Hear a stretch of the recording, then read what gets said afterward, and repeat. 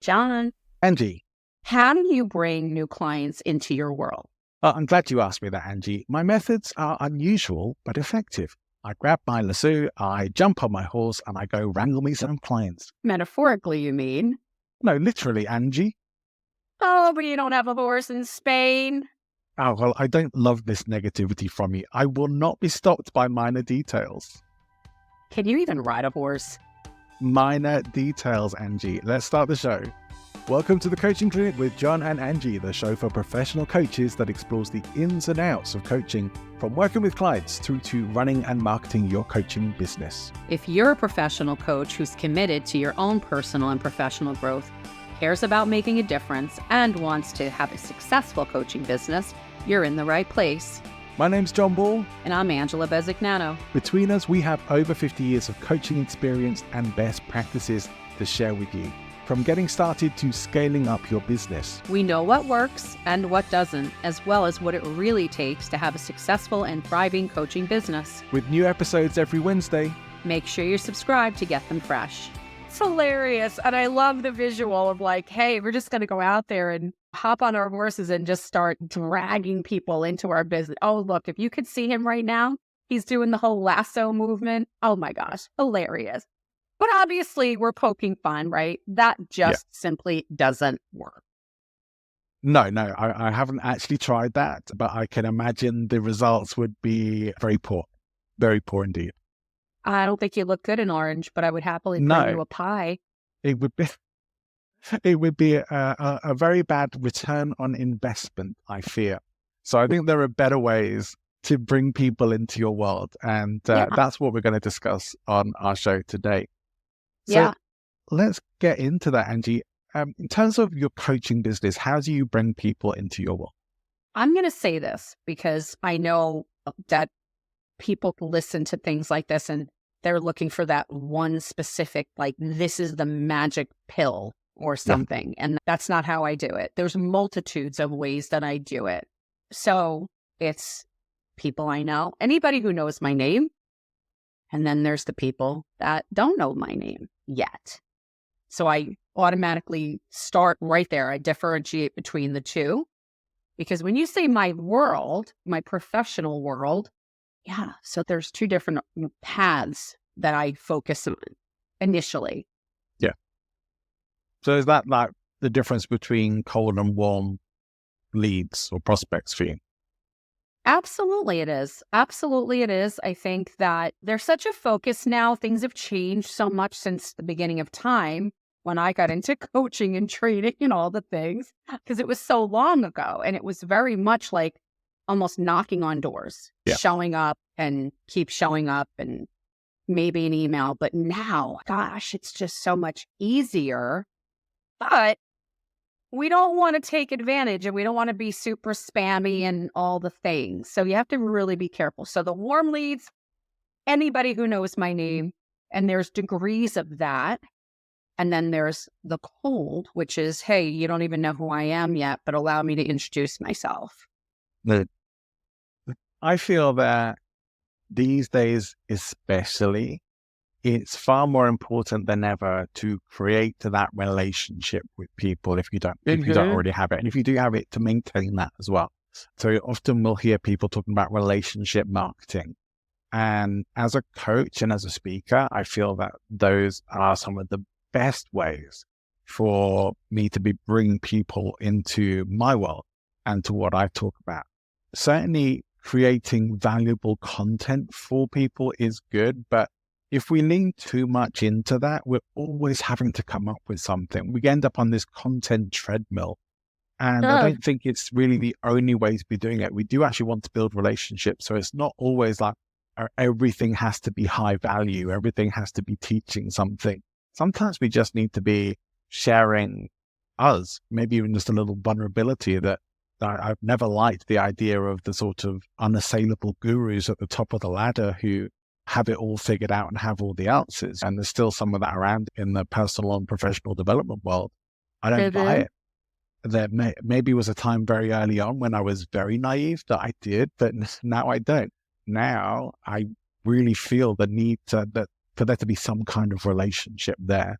I would never have gotten into working with someone like Chris Ducker, who's been a great business mentor for me, had Chris not worked to establish relationships with people and do what he calls person-to-person marketing. It was in conversation with him that I started to come into his world and recognize that he has something valuable to offer. And it was a weird thing that I thought I was chatting to a bot for a while. And then we actually jumped on a call together, and it's like, all right, I wasn't chatting to a bot, I was chatting with him, because I thought I'm going to get onto a call and it's going to be someone who works for him, and it wasn't. It was the man himself. I like that approach to my marketing as well. It's like, if I'm bringing people into my world who aren't already aware of me or connected in some way, I want to very much create a relationship with them. Yeah. I think that's the key. What I mentioned is my baseline, right? I have two different arenas, two different paths that I follow, right? Systems in place for each of those. But my systems have changed, because even though we're part of this digital age where we have so much access to people, you and a billion other people. So it is so, and hear me now, okay? Anybody listening, hear me now. The most important thing you can do is to focus on building the relationship and not say, okay, good, I sent out 20 emails and it's just enough so that I don't get stuck in spam, and I'm hoping they're going to hear. And people can smell it a mile away. So I know that there are people who will say to me, well, isn't that the whole point of being able to cast that wider net? And to some degree, yes, it is easier because we do have more access to people. But like it or not, and I don't care what generation they're from, people want to build a relationship of trust, right? So you may have a great product. We're not even questioning that. Let's assume everybody listening today has the best product. Let's just say that. You still have to build a relationship with somebody because they're really buying you before they do anything with that product. Yeah, you want to make sure you deliver, because if they find out that you stink at what you do, then you don't get to keep them anyway. But it's really that building of the relationship. And what does that mean? It's starting with an understanding of their needs, not your product. So before I get into a deeper level here, I don't want to go there, but that's really my approach. I will look at individuals who are cold and then the warm and say to myself, how do I want to interact and communicate with this person to start building the relationship? We're not like, how many of us get married on the first date?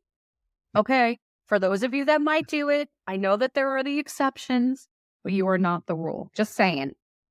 So that's the mindset. You're giggling. Why did you get married after the first date? What? No. I was just thinking, my experience of life has been, any whirlwind romance relationships have usually whirlwinded out. Yeah, they fizzle. They definitely fizzle. They fizzle, usually just as quick as they start. But I think these marketing relationships can be like that as well. I was saying to you the other day, whilst we were chatting privately about stuff as we tend to do, how important a breakthrough it was to me to understand the idea of the concept of what I had to offer, what I wanted to take out into the marketplace wasn't necessarily what people wanted. It was what I wanted to take out there. So it was a big breakthrough moment for me to understand that I needed to either adapt what I wanted into what they wanted, or really just figure out who I want to serve and find out what they want so I can give them that. Because it's not always going to be the case that what you want to take out into the world is going to have a market or is going to be right for the people that you want to take it out there to. And one of the things I will often say with people I work with is, you need to sell the destination and not the flight. Gosh, yes.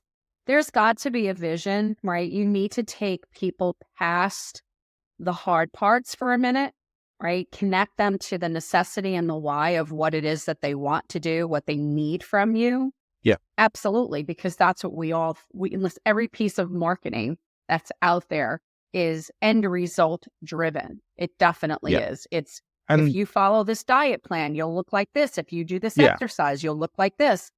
Coaching and all those things that accompany it are no different, right?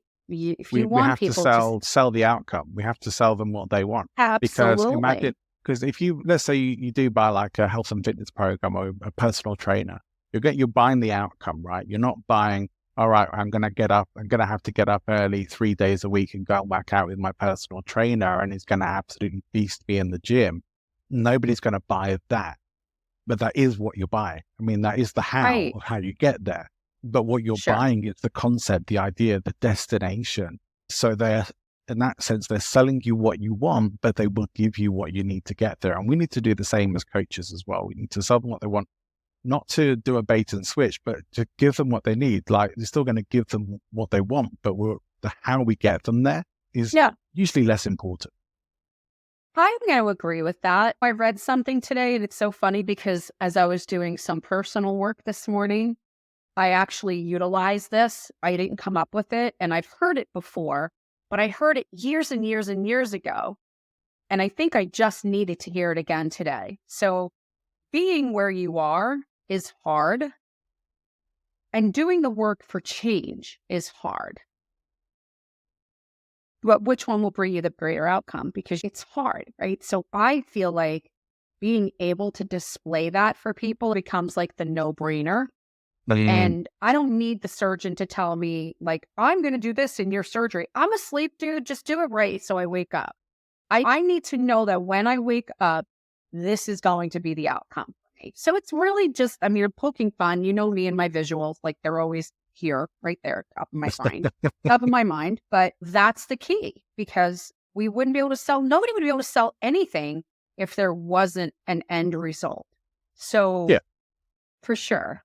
we definitely want to get people clear on what the outcomes are for them. What is the desirable outcome for them? What's the solution to their pain that's going to be very attractive for them? I was having a chat with a good coaching friend of mine just this morning about that. We've both been part of these sort of big coaching, speaking communities, like in personal development, working. We both worked for, like you have yourself, for big names in personal development who sell courses and programs and stuff like that. And we were wondering about how many people from those programs are actually really, truly successful and get the results that those programs offer them. It's probably a very small percentage of people, but many of them will buy the $10,000 plus programs because of what they think it can do for them. But as you say, very often they don't actually want to do the work to get them there, or maybe they're buying into a dream more than a reality. They're not. I do think some of the programs that I've taken in the past wouldn't create that for you. Looking back, like at the time I didn't know better, but now I know that they probably wouldn't have created those outcomes and maybe would have changed my ideas about that.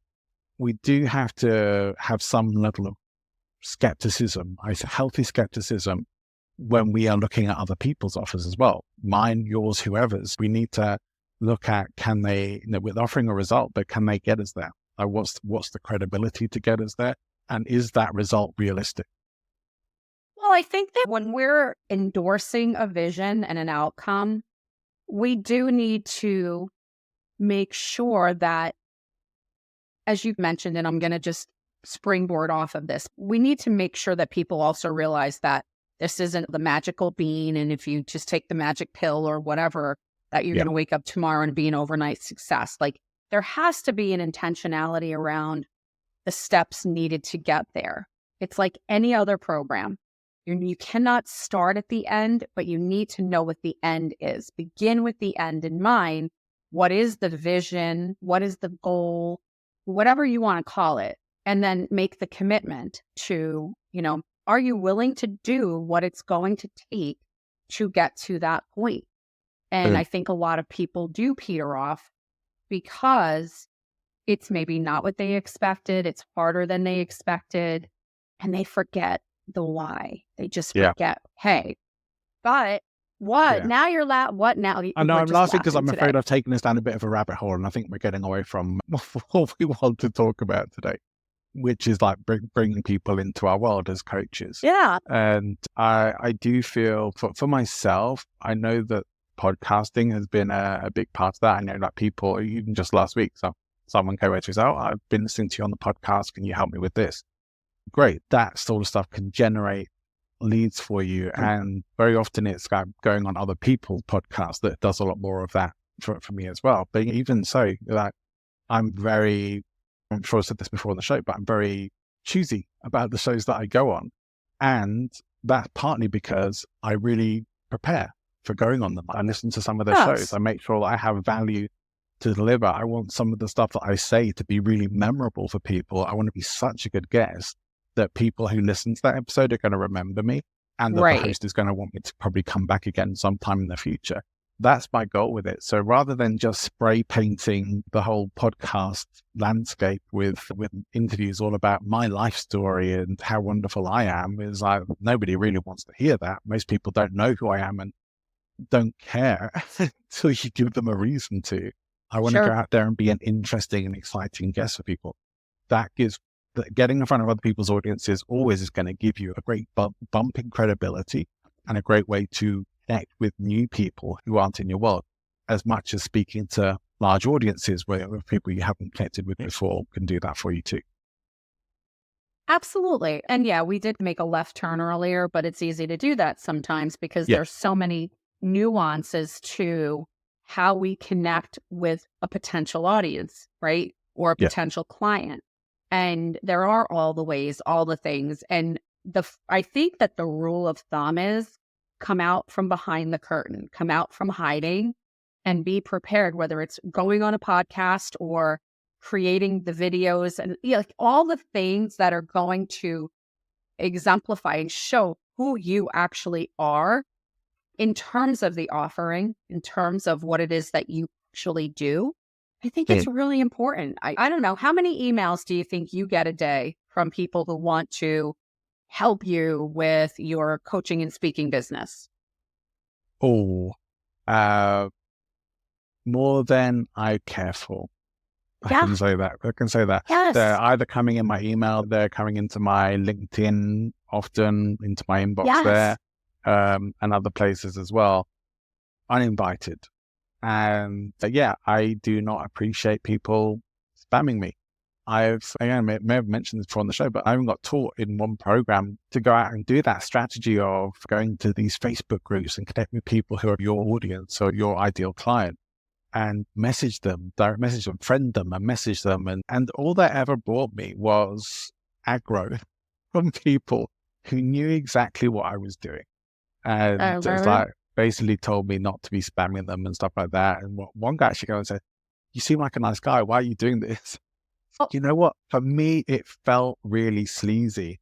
And whilst I know it has worked for some people, I think the reason it didn't work for me is because it felt so out of integrity for me. Right. Yeah. No, and I think that's the thing. I think that there's a lot of people that I think in the sales industry, in and of itself, right? You're taught. I don't care if it's car sales. I don't care if it's insurance, real estate, or anything that's like kind of commission based. The first thing that a mentor will tell you to do or has told you to do over the years is go after everyone you know and don't take no for an answer. Go tell them about our products. Go tell them about what you do. And okay, let me be clear here.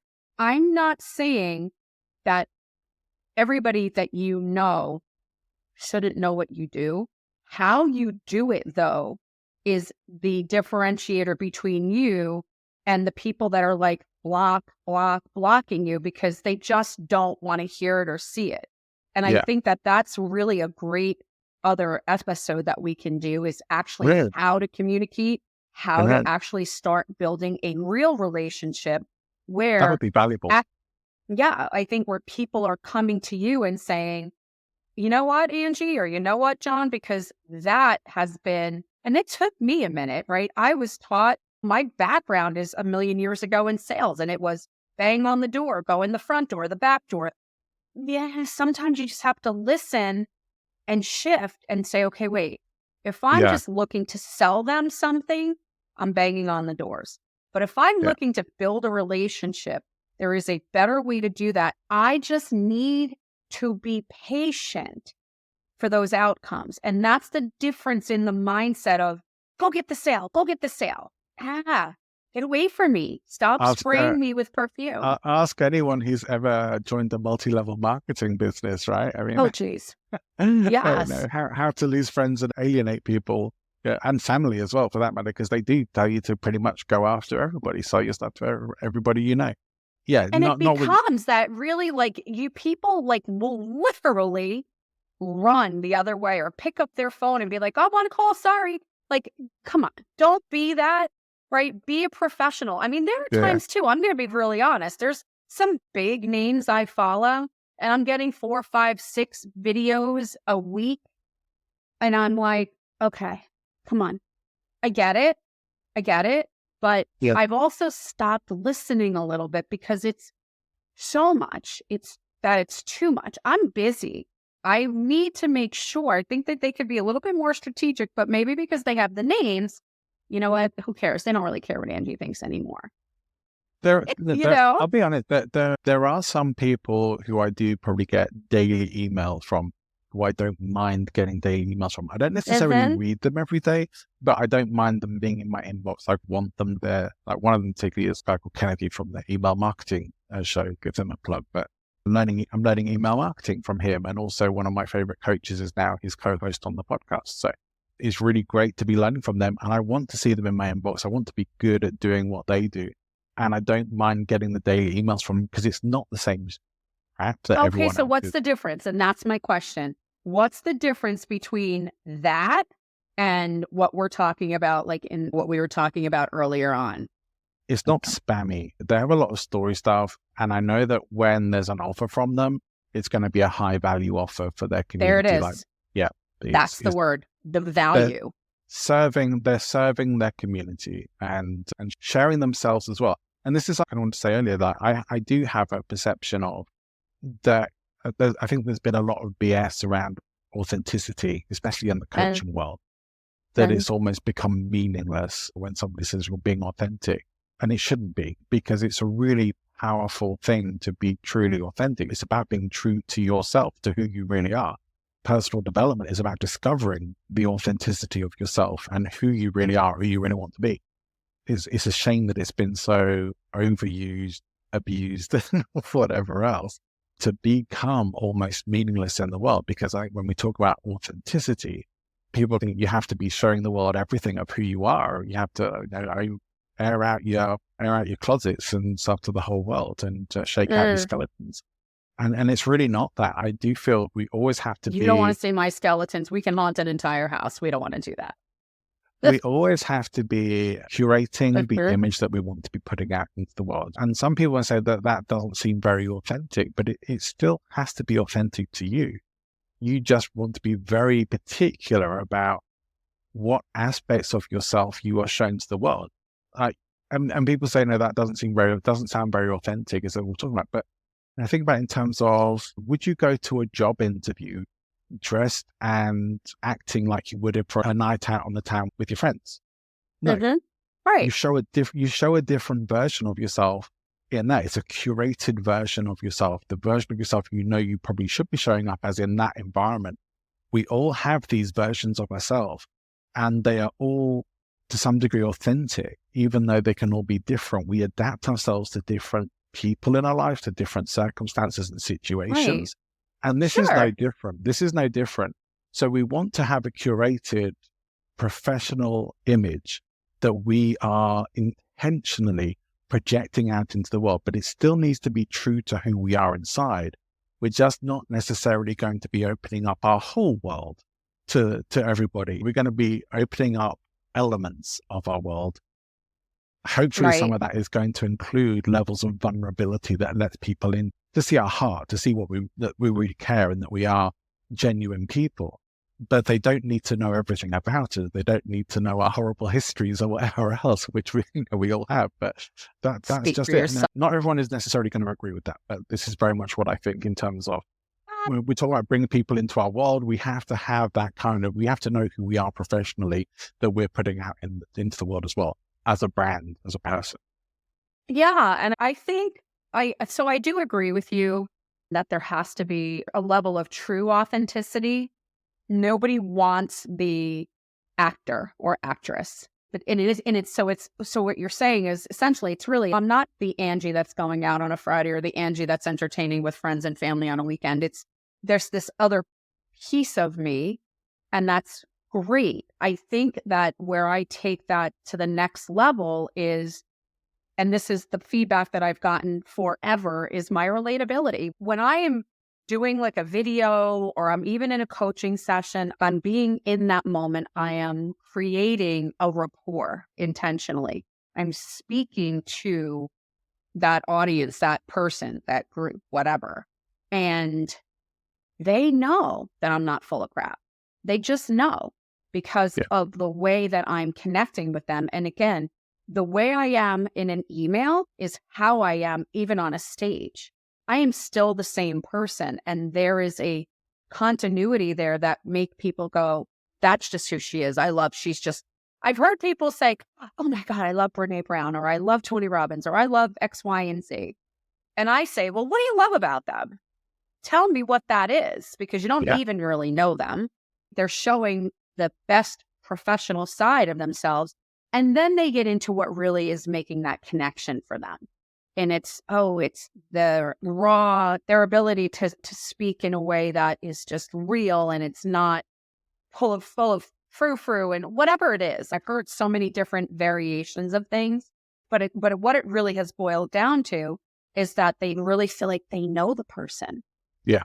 They do. They believe that they're so connected that they actually believe they know the person to some degree. And again, is that really true? Well, yeah, I guess to some degree they know them as this person, but not necessarily as like the person. Well, yeah, we know from our speaking experience and whatever else that there is a performance element that comes into this. And that's partly what I'm talking about as well. There is a level of performance, a level of acting. But, even that can throw people off here. It's like, if we're acting, or are we just pretending? And it's not really like that. Right. Because if you look at all the best actors, they generally make characters and parts their own. They bring their own authenticity into the roles that they play. And that usually is what makes them so amazing. And they're not throwing aside who they are as a person to take on a role. They're not doing an impression. They're bringing themselves fully into that role and that experience. So that's what I'm talking about. That's why I say that it's dangerous to talk a little bit about this or curated image that we put out there, because I'm not suggesting for a moment that we want to try and come across as perfect or elevated, or we actually want to help ourselves get onto the same level as our avatar, as our audience that we want to be reaching out to. We want to be able to connect with them on their level. So if we are elevating ourselves above them, it's going to be harder to do that and harder to create that relationship. We maybe want to make clear that we might have more experience or knowledge that they don't have, that it's going to be very helpful for them. But one of the biggest things that connected an audience to me in one of my speaking gigs in the past was talking about my experience of really screwing up my business first time out the gate, and all the mess ups I made, and people really identified with that story. Sometimes we do need to share our mistakes, our mess ups, not really whilst we're in them, hopefully, but when we've got some distance between them, it's good to share those and to show, I'm not perfect. I didn't have all the answers. I didn't have a clue what I was doing when I started out in business, and it's taken a long time. But people need to hear that. Yes, and I agree. I think that creating that relatability piece is the key, right? Showing that there's an outcome and how we communicate that. And I do, to your point, I just want to say this, right? We really need to be on the other side of that growth spurt that we had, or that challenge, in order to be viable. Nobody really wants to be like in the misery loves company space, right? Yeah. Because you are essentially offering hope. Like, hey, I was here. I did this. I get it. That's how we get people. We go, yes, I get it. I understand.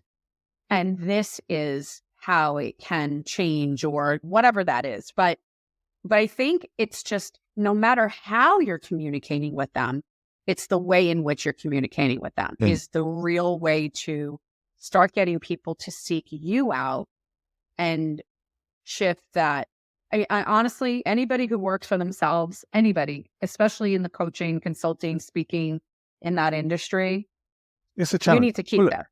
You alluded to this earlier, that we are often inundated with people trying to spammy sell us all sorts of things. And some of them may be good, some of them maybe not, but who knows? We don't have any relationship with these people who are just invading our inboxes. And that's why I will always delete them and never respond to them. Like, okay, Yeah. please respond, unsubscribe if you don't want to hear from us. No, you're just going into the spam because that's what you're doing. But because I think a lot in sales and marketing, or what we encounter or what we remember, is the negative stuff. Absolutely. I think very often when we start doing it for ourselves, we think that's how it's supposed to be done because that's what we encounter far more, or we pay attention to far more than the people who are doing a really good job of that. And I think that's a big danger zone. But here's where I want to lead that to. For you, Angie, how many of your coaching clients come to you by referral or recommendation? Oh, I would say by now it's more than 50%, maybe 60 or more is by referral. But with that being said, I still haven't stopped the outreach, right? I still look to keep the pipeline full. And that 40% number is still a good number. And I do the rule of twos, which I learned back in I learned it in the 70s, but I didn't know I was learning anything because I was like a kid. I was a young kid, but it's taking one and getting two more, right? If I get a coaching client, I get two more. If I get a workshop, I ask for two more. So that's why it's how I'm even asking for the referral, right? So I don't come off as that's the only reason she wanted to talk to us is because she wanted more from us. No, again, remember what I said at the very beginning. It's how you're asking for the business. You're asking and how you're essentially selling it because you are, but doing it in such a way where people are like falling over themselves to give you more work or refer you to other people because, I think that it's a pretty big number by now. And it's because of the way that I do business, and it is the way I communicate. It's not just, I'm a great coach or I'm a great speaker. It's how I'm communicating with people and how I've trained myself to ask for more business, how I've trained people to refer me. Yeah. And I do think we certainly need to have the outreach, especially if you're in a position of just getting started. It's essential that you have that and you have a plan.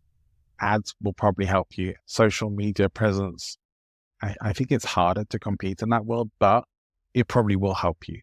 I think you need to find the things that feel most effective and authentic for you as well. In-person networking can probably really, really help you. As a coach, how many clients do you really need to fill your books? You should probably have that figured out. I know we've probably mentioned it before in an episode, but you should know how many clients you really need and know what you need to be charging them in order to put food on the table and keep the roof over your head. So then if that can be achieved with in-person networking and things like that, and that's your preferred way of doing it, then that probably is a far better way for you to be spending your time and resources to bring in clients. And then once people are in your world, you moving into being able to set up referral systems. Now, we should think to some degree, being good at what you do is a great way to be referable. Yes. And as you say, asking for the referrals the right way is also a great way because in my experience, you generally do have to ask for them. There are some people, but I think they're few and far between, who will say, I know these people, they'd be perfect for you. They will do the referrals. They're natural referrers. They're the people who are natural promoters. They want to share you with other people. Right. But they're natural networkers. Yeah. But those are not going to be every client or customer that you have. So you do need to go about asking in the right way for those referrals and recommendations for people and approaching those in the right way as well. It's not just to sell. It's like you want to be specific about what you're going to be offering and how you can potentially be helping them. Make sure you have your testimonials, your credibility. I was saying more than anything else, make sure you believe in this yourself. Because if you don't, you're just going to feel like a fake out there in the world, hoping that something's going to stick or that people aren't going to uncover your secret. And the old imposter syndrome that's going to kick in. It's like your beliefs about what you can do and offer to people are really, really important. Like if you know you're the shit and you can really help people and make a difference for them, that's really going to help you to stay motivated or in getting out there and talking to people and offering to help them and serve them. Yeah, sometimes less is more in terms of how to communicate certain things, I think. But again, I think we have the makings of another great episode that we can create that gets into some of the how-tos and the best practices of that, because that's a space where I see people spending tons of resources, time, energy, financial, and getting such little return on investment because they're doing what they think they're supposed to be doing, and they're not considering their own specific product, audience, services, whatever, in the communication process. Okay, let's wrap up. But I think we've covered some valuable and important stuff. We maybe had a bit of a deep dive here as well. And I'd love to know your thoughts. Do you have thoughts? Do you have questions? Do you have things you want to know, or challenges that you're facing in your coaching business, or growing your coaching business, or getting clients for yourself that you want to ask questions to us about? Well, you can leave us a voicemail for free. Go to speakpipe.com/the coaching clinic podcast. That's speakpipe.com/the coaching clinic podcast. You can leave us your voicemail there. And if we like it, we might just feature you on the show. But I think we're going to wrap things up there for this week, Angie. And it's been a wonderful conversation as ever. Yes, it has. And we'll come back next time. Hey, can I give them a little spoiler that and I have something in the works that we do. We're going to have a big surprise. We're just stay tuned. Nothing's coming up next time, but we are working on something really amazing, and just wanted to put that out there for you. Yeah, planting the seeds. Yes, it is going to be exciting. We will be doing further announcements, so do stay tuned to the show for those. As this comes closer to bearing fruit into reality, we will keep you posted, but you will hear it first on this show. So do make sure you are tuning in every Wednesday for your latest episodes. That's it from me and Angie. We'll wish you a fantastic week and lots of coaching successes, and we'll see you again next time. Bye-bye.